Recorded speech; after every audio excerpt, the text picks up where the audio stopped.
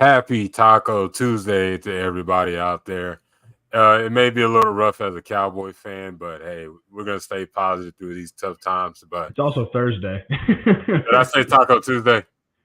It's all good. There's no Uh, such thing as Taco Thursday except for when we're on. How you doing, man? oh yeah, absolutely. Like we can't say Taco Tuesday apparently because certain NBA player owns the rights to that, so we got to stick Which is stick insane it. because it was more of just like a passing by thing. I don't know how we just, but this ain't a basketball show. Yeah, We I ain't, feel, we ain't got to get into that.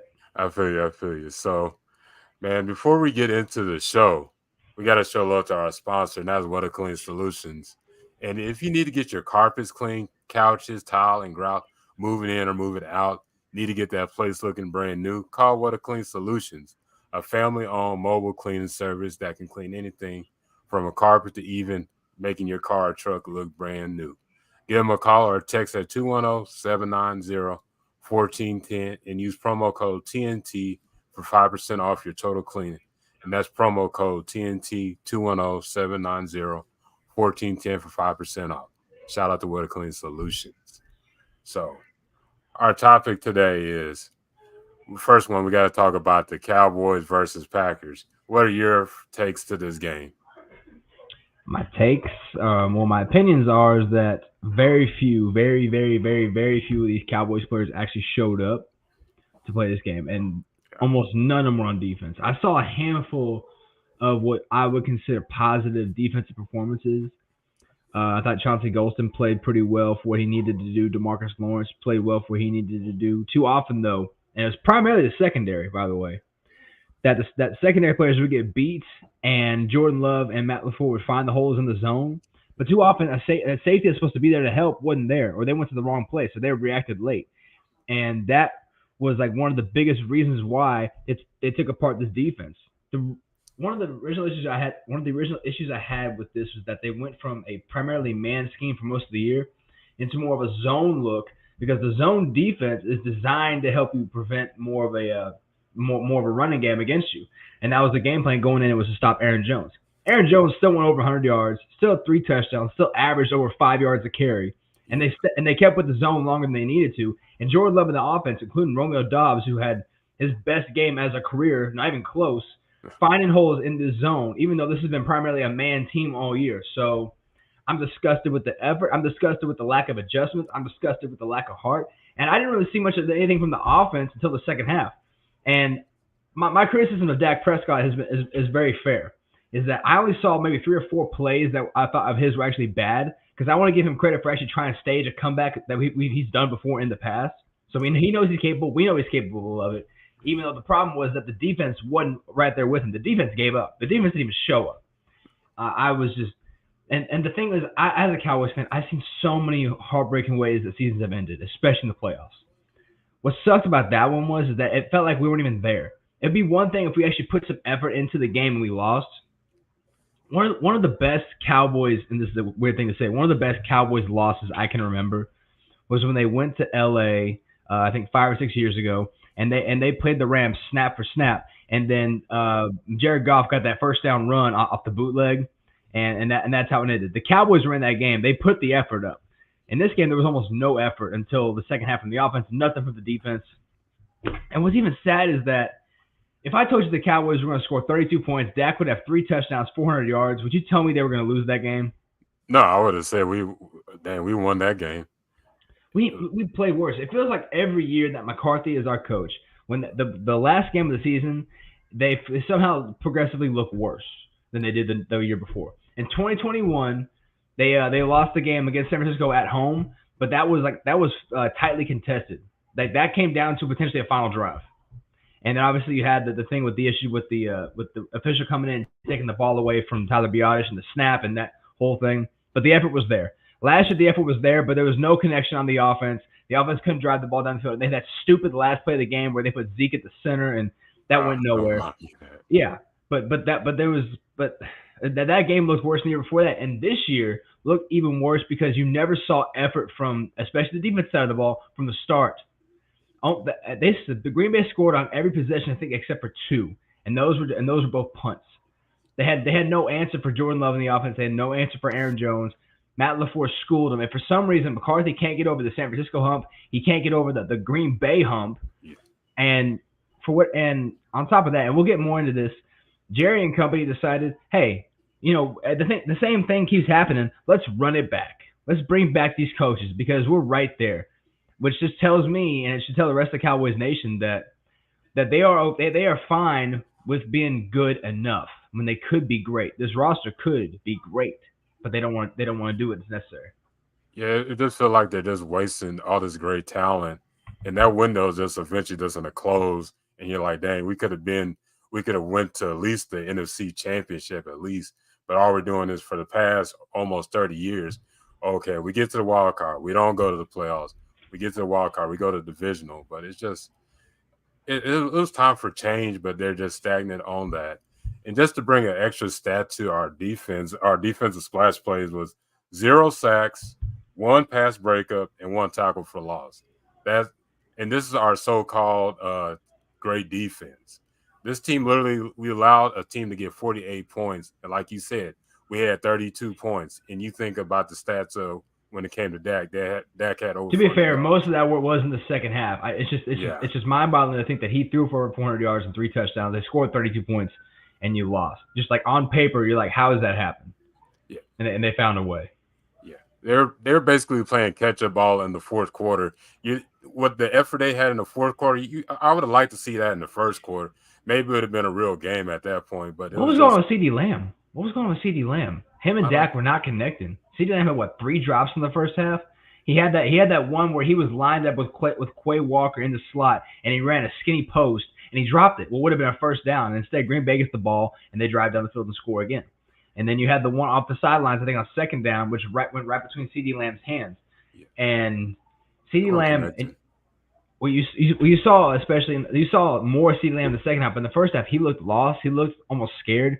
We saw often Mike McCarthy put his arm on his shoulder trying to console him. Like CD Lamb has been in big games before, including the playoffs. I don't know what it was about this game that he needed consoling. He's been arguably the best receiver all year long, and when we needed him the most, he stepped up too late. And what's even worse is he actually was a bit of a detriment to the offensive scheme. I have to throw this out there that first interception, the one on Jair Alexander, that Yeah, was not Dak Prescott's fault. no, That should have been a hold or pass interference call on Jair Alexander, who was all up in the grill of Brandon Cooks, and it was a no call. But that is what it is. Those are going to happen because that does. That second interception though was inexcusable because Darnell Savage did a good job of waiting, react, and Dak Prescott thought that Darnell was covered at the top.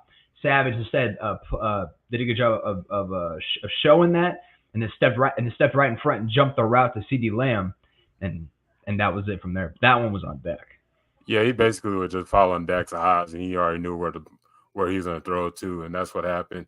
Yeah, like you said, when it comes to there's going to be some interception that are not going to be your quarterback's fault. But it's just like when you do those type of plays, you just shake it off, get back when you get back on offense. It was just like that first half, they're like, oh, the world is ending. Then we're gonna let's play catch up ball in the fourth quarter. No, it's too late.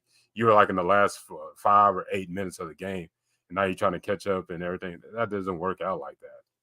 But and No, it doesn't. And this, to me, the unit that played the worst all game long, honestly, was the secondary. The cornerbacks couldn't match up too often. That they broke off coverage. And to be fair, Matt LaFleur did a great job of scheming receivers open. They ran a lot. They ran a lot of rub stops. I think was I think what they called it, where the receiver like rubs off a defender. Make it seem like he's either going off a block or he's going one way. He stops and goes the exact opposite way. And Jordan Love found a lot of those guys. He found Dobbs down the seam. He found Luke Musgrave away down the field on a downfield wheel route, and stop him from there. yeah, you ever notice some crazy? I actually looked at like all the places that Mike McCarthy been. You notice that he loses to all the places he ever been to because I think he was a coordinator in San Francisco, and then he was the Right. head Yep. coach in Green Bay, and then hmm it's just an odd thing. Is like, is he getting flashbacks during the game, remembering I, the good I old days? think I think McCarthy is in this point where he's like he wants to prove those teams that he can still win despite not being there. I don't know if he necessarily misses San Francisco or Green Bay. I know he still owns property out in Green Bay. He still Yeah. spends, I think, the summer there or something like that. But Mhm. for some reason, now all of a sudden, like San Francisco and Green Bay have become these like mystical teams that for some reason have a stranglehold over the Cowboys, and that anytime they play the Packers win. Anytime we play the Niners win. It doesn't really matter who the quarterbacks are. Yeah. It's just like for some reason that they're on that streak, and it's become a thing. It's become a mental hurdle that for some reason they can't seem to jump. Yeah, it's just like you just added another boogeyman to the list, and it's just like, can we just get over that hump and just? I'm just tired of hearing like, oh, San Francisco looking great and everything. I don't know Right. if we could beat them and everything. It just, I don't know. I'm trying to. I'm usually even killed, but it's just that game is that game pissed me off. I'll be honest with you. Yeah, it did. It pissed off me too. When I talked about it on Primetime Cowboys, I also talked about it on KTKR, the ticket in San Antonio. I unloaded in different ways. Obviously, like you can't cuss on live radio, so I didn't Yeah, cuss on that. But I basically I boiled it down to this that, and it looks like it's gonna happen again because the thing that happens with the Cowboys that gets in our way is never coaching or personnel. They always have good coaches. McCarthy's a good coach. I just think we've gone as far as we're gonna get with him. It ain't the personnel. We had 9 All Pros. We had what's probably going to be the second or third place MVP getter in Dak Prescott. yeah, We have great players on all levels.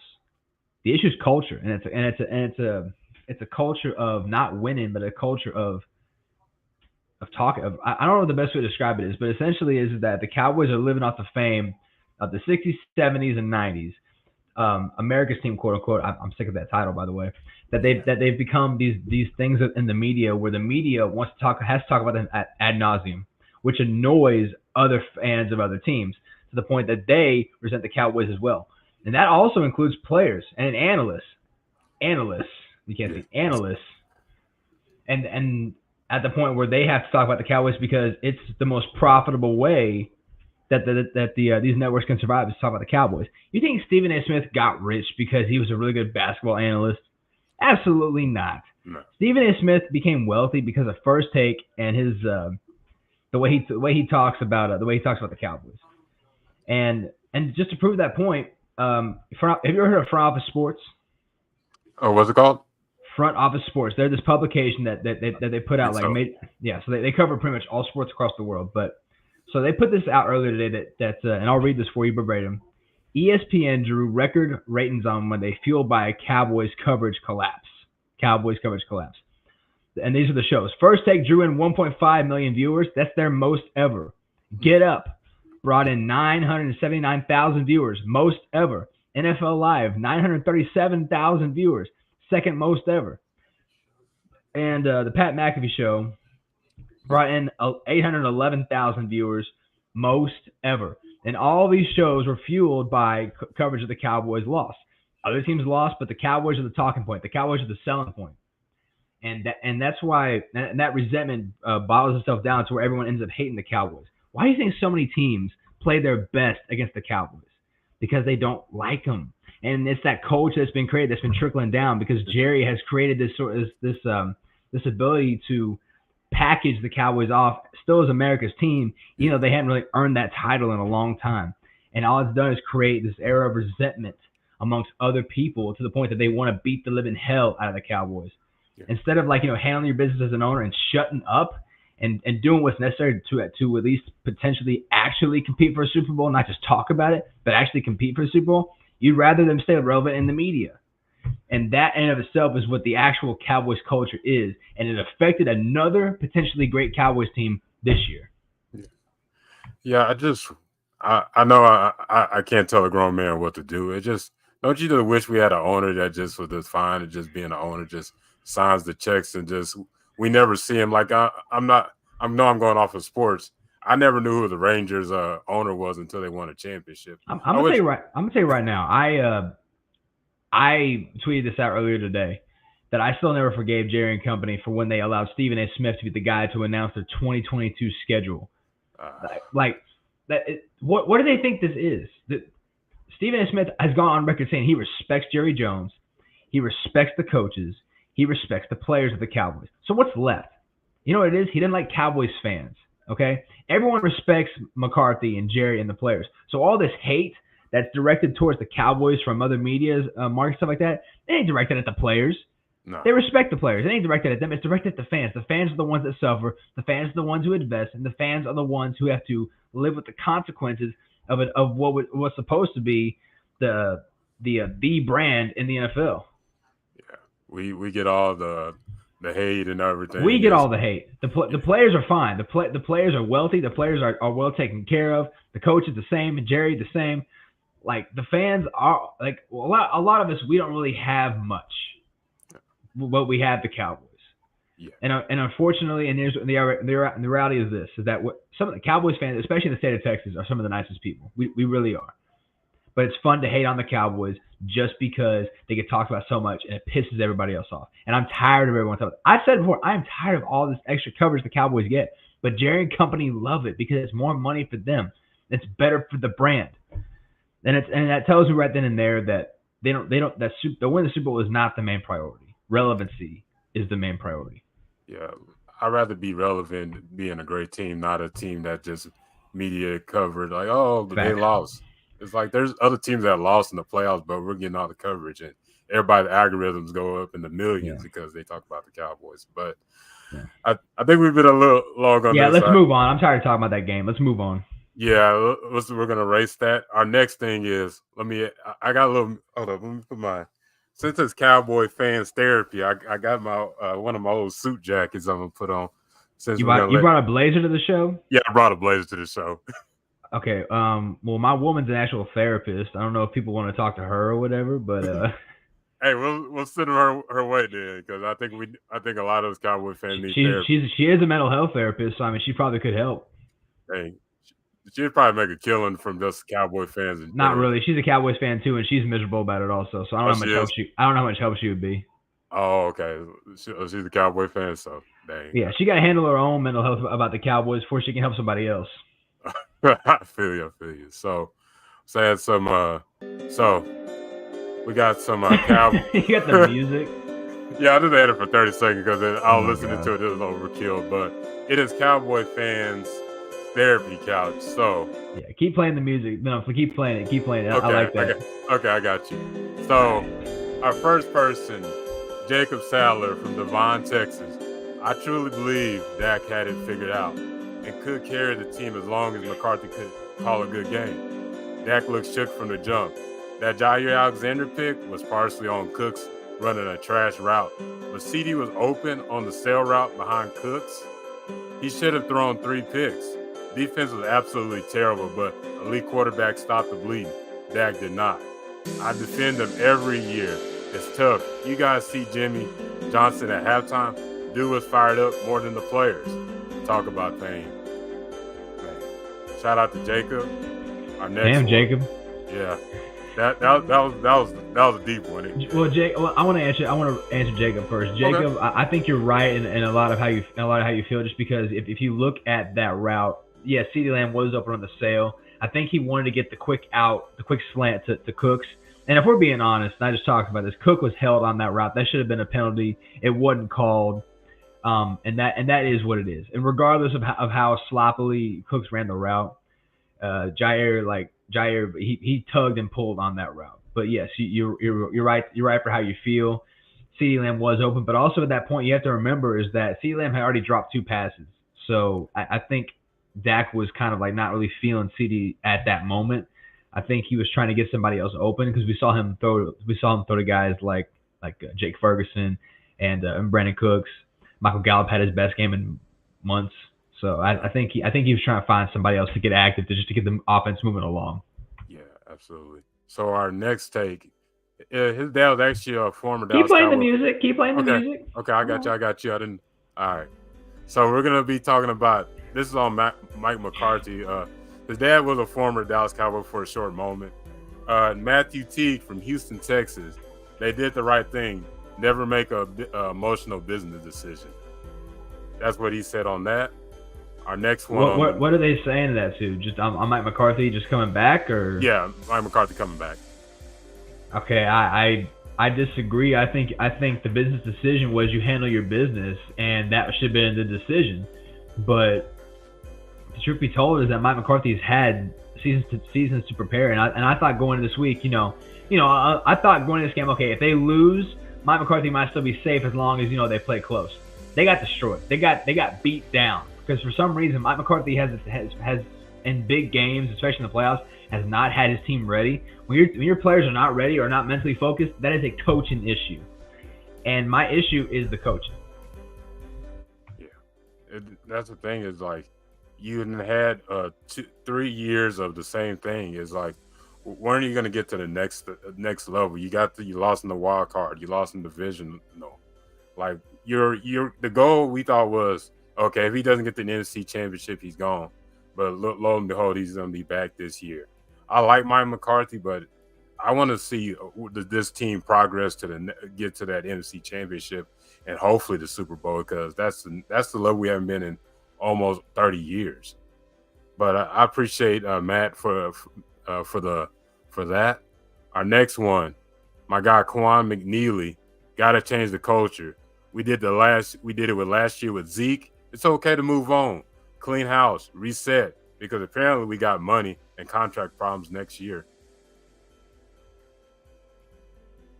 Oh, okay. So changing the culture. We already talked about that in the first segment. Yeah.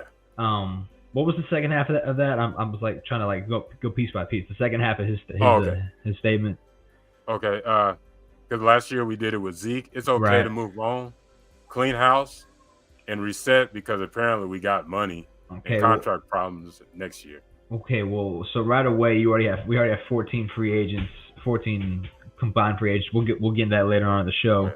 And there's gonna be some guys you have to make tough decisions on, not just if you to resign them, but like if you even want to. I think the Cowboys have an out with some players on current deals. Michael Gallup is a popular name because he's gonna be $16 million against the cap next year. I think they're gonna try and move off of that, whether it's through trade or designate him as a post June 1st cut. But I think they'd like to get something for him first.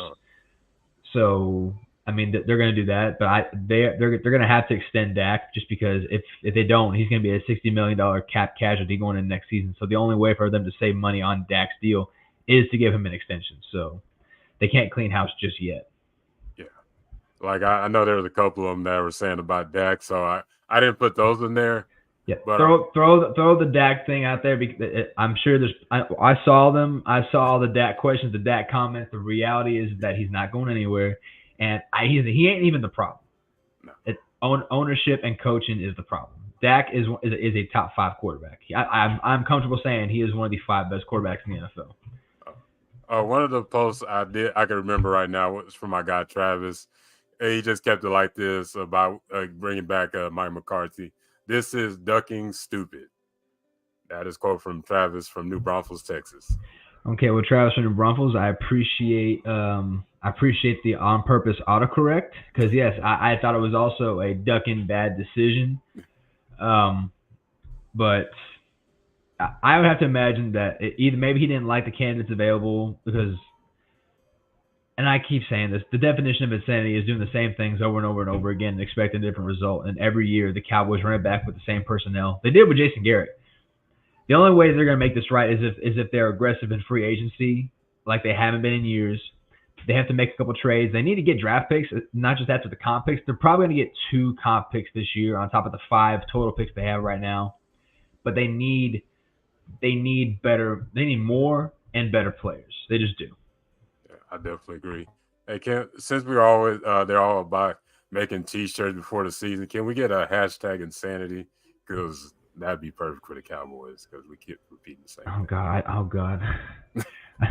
I feel like that would have to be like a thing that trends first before you make a T-shirt. Otherwise, people won't know what you're talking about. Yeah, like I think that should be the hashtag overseas everything because that's honestly thing. All right, how much time we got left for these comments? All right, I got 3 more, so we'll just go through them quick. Okay. Shout out to our guy Omar from Arlington, Washington. As a non-Cowboy fan, I was kind of surprised. It was a close game. You just lost it. It wouldn't have been a big deal, but they got taken to the woodshed. Yes, they did. by what many looked at as an inferior team. That kind of loss makes you think that there should be a big change, especially with Jerry wanting to win You would sooner than think. later. You would think. I honestly thought that the Jimmy curse was at least gonna get them to the NFC Championship game because I firmly believe that was a real thing. Yeah, And I ain't superstitious, all of us. but there is something about like a trickle down effect. Who knows? Maybe the fact that Jerry's want to put his ego aside to let Jimmy into the Ring of Honor. Maybe there's a way they can talk themselves into getting more priority free agents. So we'll see. Yeah. But in our next one, uh, my guy Reggie from Houston, the way the linebackers didn't fill the gaps or read was horrible, Pathetic. or horrible among other things. Yeah, I'd advise anybody that haven't looked at some of the All 22, go on YouTube. There's a Hmm. lot of great content creators that posted how the linebackers did not fill the gaps, and Aaron Yeah, Jones had get those all 22 videos watched before they take them down because people are out there who were sharing all 22 and they take them down just because I guess you're only supposed to be special. I have all 22 access from somebody who has it. I've said this before. I cannot mention who this person is because I'm pretty sure I'll get them in trouble. yeah, But I will say this is that the linebackers often whiffed on those gaps, but even more egregious was that the secondary, especially the safeties, whether it was Donovan Wilson, Jaron Curse, whoever, they also whiffed on a lot of areas that they should have been in. They were responsible for a lot of those open passes down the field or like on the other side of the field. So yeah, the linebackers did a bad job of filling a lot of those gaps, but they were not the only ones who didn't do their jobs the way they're supposed to be fair. yeah. So last but not least, my guy Justin Shoots from Bastrop. I'm a bit Oh, disappointed. Very Bastrop. yes, sir. Very much anticipating what they look at to target in the upcoming draft. Would love it if they could add some Longhorns to the roster. Yes, sir. I just want to add that on there. Okay, so since you're a Longhorns fan, there are two, maybe three Longhorns that I would be interested in adding to this team based on what they need. Devondre Sweat, I think he That's might. a I one. think he would be an interesting pairing. I would like him a lot, especially as that nose, because I don't trust the development of Mozzie at this point, especially because Mozzie keeps losing weight. I would love Jatavian Sanders. I think Jatavian Sanders is probably going to be the second tight end taken after Brock Bowers from Georgia. Uh, you might be able to get him in the second round because you can never really tell where tight ends are going to go. Tight ends are one of those positions where it's hard to pinpoint, you know. And the other one would be Xavier Worthy, just because I think they are going to move off of Michael Gallup. Brandon Cooks is going to the last year of his deal. CeeDee Lamb is going to go under contract negotiation. And I think what you have right now, oh, by the way, we're also going to the last year of Devontae Turpin. I think what you have in Jalen Tolbert, I think you're better off keeping him as a wide receiver 4 option, similar to what you had with Cedric Wilson, because I don't think he's ready to step into that starting role. So those are the three guys I like. No, I don't want Jonathan Brooks. I don't like hurt running backs, which is why I No, don't me want, neither. which is why I don't Blake Corum. And y'all have other solid players. Those are the three that I think, based on what the Cowboys need, that's where I would go. But just for your perspective, and in terms of where they need in the draft, I think their three biggest needs, right as it stands right now, is offensive line. That could be center or tackle. So offensive line, Yeah, cornerback because they're going to be down a cornerback or two, and linebacker, and that was pretty obvious. yeah.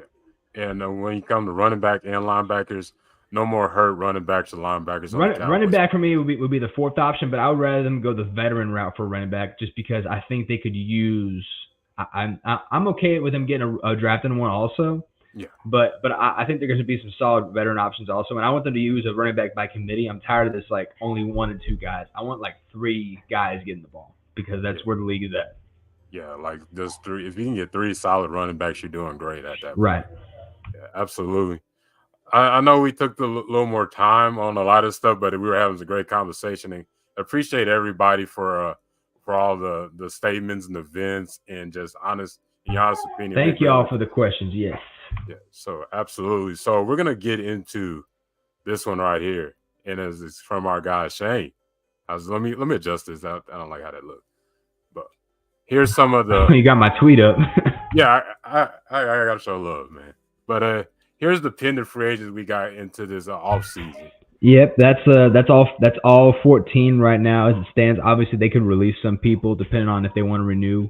Rico Dowdle, I should say, is a restricted free agent, so the Cowboys have the right first to match any offer, and they would obviously get the priority in that one. I think he'll be back just because he does a lot in this offense when given the ball. So let me ask you, Aaron. Let's assume you can only have one of these guys back, just one. Who are you going for? Honestly, I would go with Da because he's been just a solid edge rusher for this team. Mm-hmm. He, Yeah, he had a good year. yeah, he had a 7.5 sacks, and he just brings that speed and power, and just that third edge on this team because you got Micah, you got Sam, you got D Law, and you just have a good rotation if you have add Dorrance Armstrong to this team. Mm-hmm. It just this year it's almost kind of easy for you just to pick three guys out of this. You could say I wouldn't even count Rico and C because I think honestly they're going to be back the long snapper and everything, but outside of everybody else, it's almost down to three. Who are like three that you're looking at? Okay, so someone actually asked me this question, believe it or not. That based on who the free agents are, again, if we're taking, I think you're right. Take Dowdle out of this, take Sieg out of this because the Cowboys are pretty good about retaining special teams. Yeah. Among these three guys, the ones that I would prioritize first, Dorrance Armstrong will be the first one. I think you're right. I think especially if you don't trust Sam Williams being the full-time starter on the right edge, I think if you want him to be more of the rotational guy, let Sam Williams take over that Dante Fowler role as the backup edge rusher. That's fine.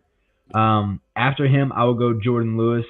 Jonathan Hankins, just because I'm not ready for Mozzie Smith to be the full-time one yet, and I think especially if you can get him on another cheap deal. I think they had him for like 1.5 last year. If he take that again, he probably accept that. He already lives in the DFW, so he ain't going anywhere.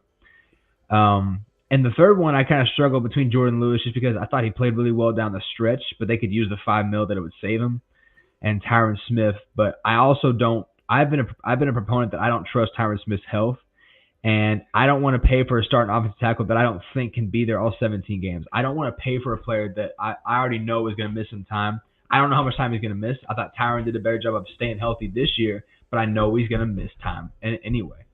So I think offensive tackle needs to be the draft priority and the free agent priority. I would sign a veteran tackle, and I would draft in the first round an offensive tackle just for that, and I'll move off of Tyron. And I think the Cowboys are doing the same thing they did with Sean Lee and Jason Witten, and they're holding on to these veteran guys forever, longer than they need to. And his body is just beaten up. I understand he had his best season in like 7 years. I don't care. He's he's closer to 40 than he is 20. He's not that superstar tackle anymore. He's still a physical freak, and I give him credit for making second team All Pro. But I think that's mostly because of pass protection. You don't see a lot of that. You don't see a lot of that push in the run blocking anymore. And yeah, Pollard wasn't really good at identifying gaps, but Tyron Smith didn't get a whole lot of push on the ground either. So I would probably say Jordan Lewis over Tyron Smith. So my three, just to reiterate: Dorrance Armstrong, Jonathan Hankins, and then Jordan Lewis. I'm with you on the Hankins and Dorrance Armstrong. I was kind of torn between the third. I know who you're gonna pick. But go ahead and say it. Who am I gonna pick? You're gonna say Tyron. You're gonna say Tyron and then draft his replacement. Yeah, I was torn between Tyron and I was torn between Gilmore, but it's just those injuries. And then when you think of Gilmore, he's had a torn labrum. He's lost that speed. Yeah, he just lost, and then he's I think they're about the same age, and it's just now he's getting labrum surgery, and then you don't know if he might be a liability when it comes to tackling next year, and you might could just look at a veteran corner, and then obviously get one in the draft. Yeah, and if you're comfortable keeping Bland on the outside across from Diggs, who will be back, you can bring back Jordan Lewis on a cheap deal if you want to. You can either draft or sign another cornerback. Obviously, they have Eric Scott waiting in the wings, but he didn't play a single game last year, so I think he's still more of a project player. But I think this is also a good year for cornerbacks in the draft if you're a cornerback fan. Yeah. So yeah, I would go Lewis over Gilmore, especially at this stage. What's the lowest you think if the Cowboys do draft the corner? What's the lowest they should go and the highest? Well, the highest they should go is first round because the cornerback is a premium position. There are 5 positions that you are never wrong for addressing in the first round. Okay, that's quarterback, wide receiver, especially a number 1, an offensive tackle, and an edge rusher. Those are the 5 premium NFL positions. Now, some people might say that the player they've taken is too high or doesn't fit the system. But the positional value of itself, first round is like never a wrong time to get it. And cornerback is one of those positions you can never have too many of. So the answer of like the lowest and highest I go, if the cornerback is the best player available, regardless of the round, I'm taking him. I don't blame you. One guy, I wanted to stick on to this. I know we had another option, but I honestly think this is a good discussion. And as you think we should then move on from J-Ron Curse, because we've seen the Yes. emergence of Wanye Thomas. Not just one day Thomas, but I'm okay if you for Marquise Bell to get more of those snaps, just because Marquise Bell played a lot of linebacker, but I think he was brought in to do more of the Jaron Curse stuff. Jaron Curse doesn't really play safety or linebacker. He plays, and we've talked about this before. He plays what's called the Joker role, where it's kind of like a sub Sam linebacker who plays a little bit in the box, a little bit off the nickel, a little bit on the edges, and that's a little bit more of what you want to see from Marquise Bell, who a lot of times was outsized. He's 6'2", 215, 220, so he's a bit of an undersized linebacker, even though he was fantastic in coverage. He really was. He was fantastic in coverage, which is nice. But you'd rather him see him in that role, and especially because Jaron Curse, and I don't know if he's just like if the injuries have caught up to him. He did not look fast, and too often it felt like he was out of position. It felt like he's going down the field trying to cover receivers, and I'm always wondering like what's he doing down that deep? He needs to be like 10 yards away from the line of scrimmage every single time, but yeah, I would move off him. I think they've gotten all they can out of Curse. I think Curse's highs of his career was definitely in Dallas, but at this point, he would be a liability. Yeah, a lot of there's like a handful of these guys that have a lot of them is just they've gotten older and their body just in torn is basically beat up. But one more guy, would you be interested re-signing Tyler Biadasz or like you were saying, or draft another center? I haven't looked at the centers yet in this draft. I hadn't even started doing draft views just yet. Same here. How I do draft views is like the players that I watch first, the players that I've actually seen play live, especially if they fit the Cowboys' needs, and then I go down from there. Like I have my own system. Everyone has their own draft system. I don't know what the center class looks like. I know a lot of people like Jackson Powers from What I Oregon hear. is like some people think he could be the best center in this draft. Biotish did not look as good as he did the year before. The last year, Biotish looked really really good. This year, it felt like he struggled in run, and it felt like he struggled in pass protection, especially. Um, I don't know if that's just because they have the wrong offensive line coach. I don't know. I don't know what was going on there. I'm actually curious to see if maybe if they don't think they have a better option in Brock Hoffman, who I thought played like a very much like a mauler when you saw him out there, or if they think they have something in T.J. Bass, because T.J. Bass, who has been their second most productive rookie in terms of snaps and quality snaps behind Brandon Aubrey, which is pathetic that an undrafted kicker and an undrafted backup Yeah. guard are your top performing rookies. I wonder if he can do it, just because he's taken snaps, and this is obviously his time in college also, at left tackle and at both guard spots. I'd be interested to see if they don't think he could be a potential center, just because he is a nasty, nasty, nasty run blocker. And we saw down the stretch, especially in that Lions game, we talked about this. He shown improvement in pass protection. So I wonder if they don't try to give him the Connor Williams treatment and see if he can't play center. Because if that's the Biotish that I'm getting, who I saw last year, I'm letting him walk. They let Connor Williams walk because they got what they could out of him. They let Connor McGovern walk, and Connor McGovern, to his credit, has found a second life in Buffalo. I'm happy for him. Mhm. I think they might feel the same way about Biotish. Yeah, I think honestly, you actually brought up a great Cowboy move. Is like, hey, we can go with the cheap option, get the UDFA guy, give him the opportunity to start. It could be between Hoffman or Bass, and then you look at filling those needs at guard And I'd love or to at see Bass tackle. get more snaps. I was a big fan of his out of Oregon.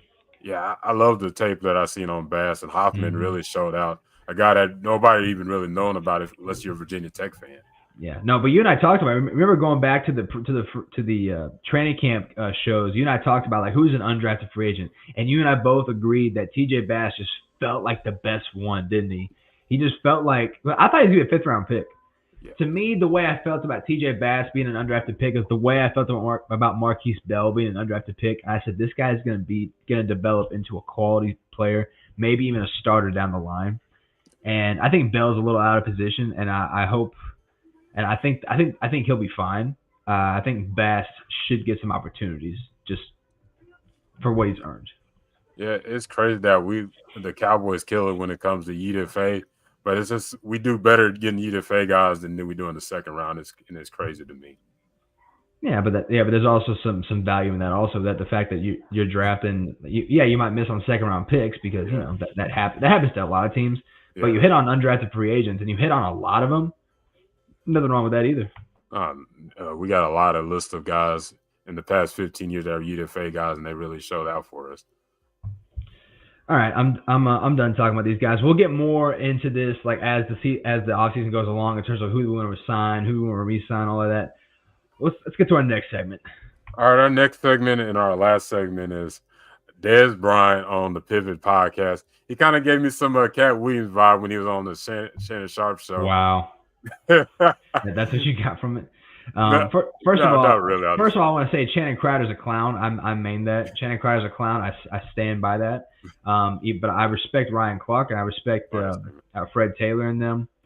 I respect the work they put in, especially because I truly believe that Frank Clark might be the best former player turned analyst personality in TV. Just because you see a lot of these former players who become TV analysts, and I think he's done a great job with it. I think the best one, just in my opinion, might be Nate Burleson.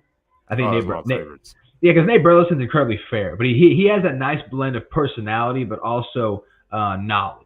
And that's what you want. You don't want just someone who's creating a lot of hot takes who, they might watch film on one team, but they're going to dog the Cowboys. Nate Burleson's incredibly fair, and so is Ryan Clark. Ryan Clark is incredibly fair, and I love that for him because I don't want the media to coddle the Cowboys, and I also don't want them to dog the Cowboys. I want fair coverage if you're going to talk about them so much. And Ryan Clark, to his credit, has been that. Channing Crowder's a clown. Channing Crowder is a clown, and you don't have to. You can just Google like things that Channing Crowder has said and done, and you don't really need me to explain it. Yeah, when it comes to you always got to have that goofball in the bunch, and Channing Crowder's that guy in that group. Channing Crowder is the Michelangelo of that foursome. Hey, that's for all my Ninja Turtle fans out there. That's a good way to put it. And what'd you say? Fred Taylor is like Master Splinter type of guy or something? No. Fred Taylor, he's goofy, but he's also like kind of like he's a lot more like down to earth goofy. I think he's more of a he didn't really have the personality of Michelangelo. I guess he's Donatello. But Frank Clark to me Frank Clark leads that podcast. So Frank Clark is obviously Leonardo. Yeah. And Brandon Marshall when he was there was Raphael, and obviously Raphael got hot-headed and left.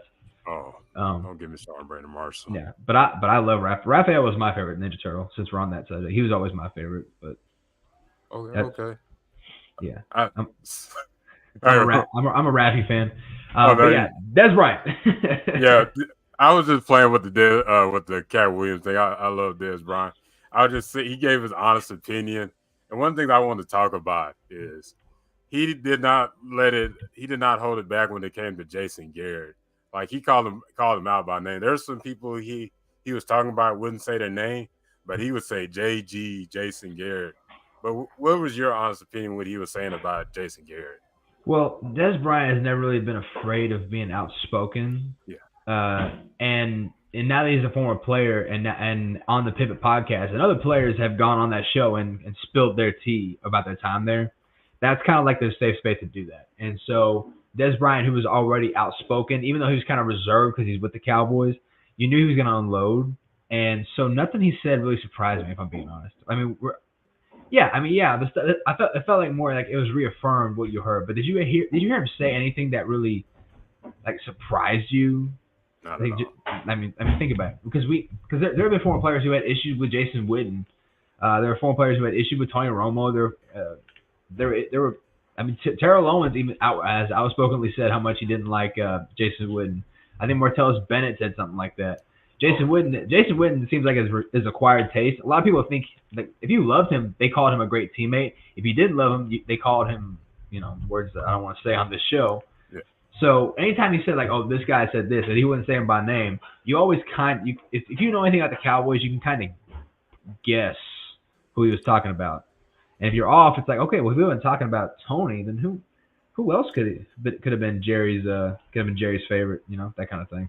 Yeah, you could play Cowboys bingo and have fun with it if you repeat the thing is. Yeah, I agree when it came to Jason Witten. He was a quiet taste. That's my mom's favorite Cowboy of all Oh, my time. grandma loved Jason Witten. Every time I watch a game with my grandma, she'd be like, "Throw it to Witten," and no, she loved Jason Witten. I think she might have had a little bit of crush on him, even though she's about 40 or 50 years older than him.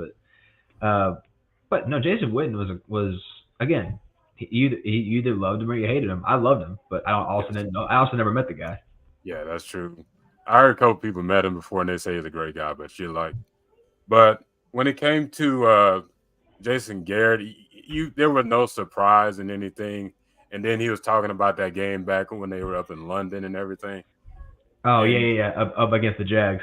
yeah, what was your thoughts on when he was saying that Mike McCarthy does a better job at developing players better than Jason Garrett? I'm like, I definitely agree because when it Well, came to Well, Garrett, yeah. I mean, if we think about this, but Mike McCarthy has, and to his credit, a track record of putting players in the right spots to win. Whereas Jason Garrett has had this issue of not being able to adapt.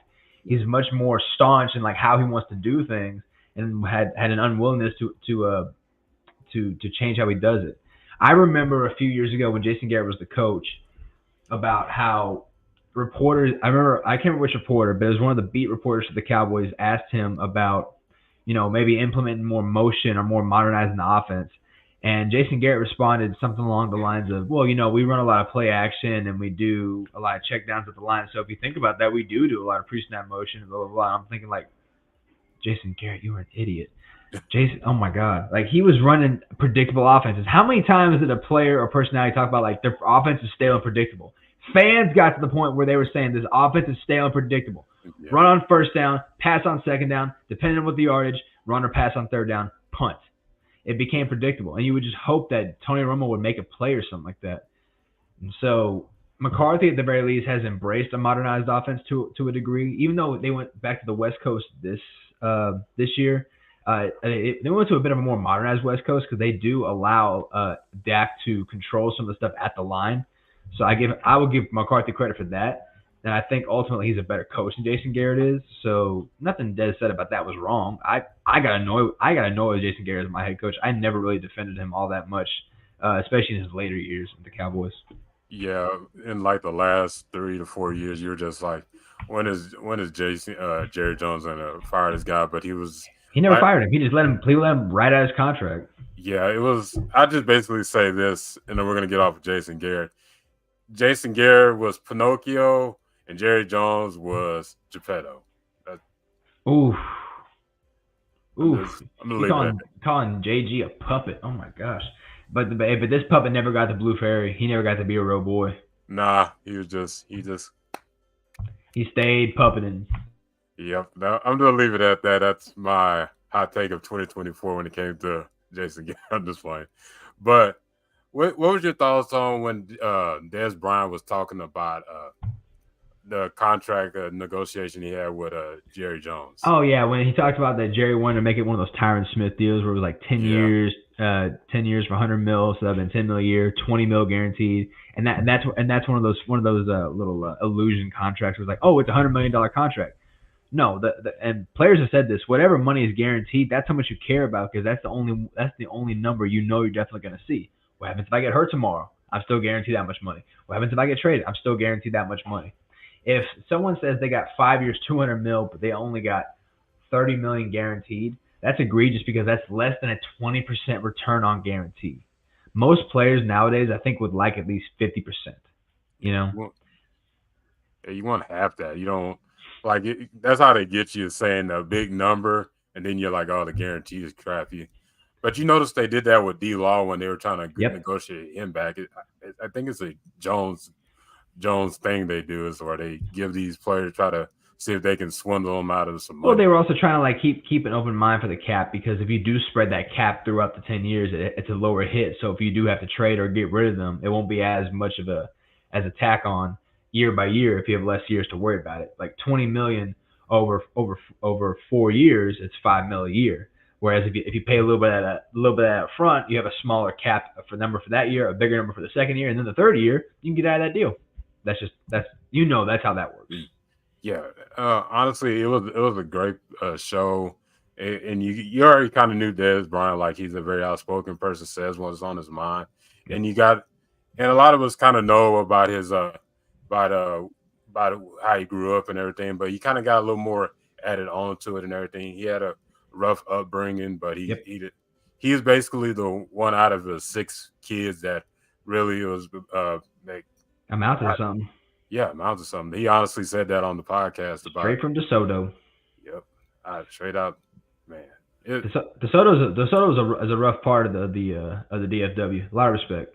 yeah, absolutely. And they got some great players and people come out of there that come from tough beginnings, but they made They also got some crime issues, but I don't want to speak bad about a city that I'm it. sure has like a lot of lovely people. But we'll leave it at that, and we'll talk. We might talk about that another day. But Oh yeah, that's a good stopping point, I think. yeah, man. We had some great topics today and everything, and we're gonna do a bye week next week, but the week after we're gonna be talking about the Super Bowl and stuff. I'm still thinking of some ideas, but I honestly want to get on the. I know we're going to be doing draft content soon.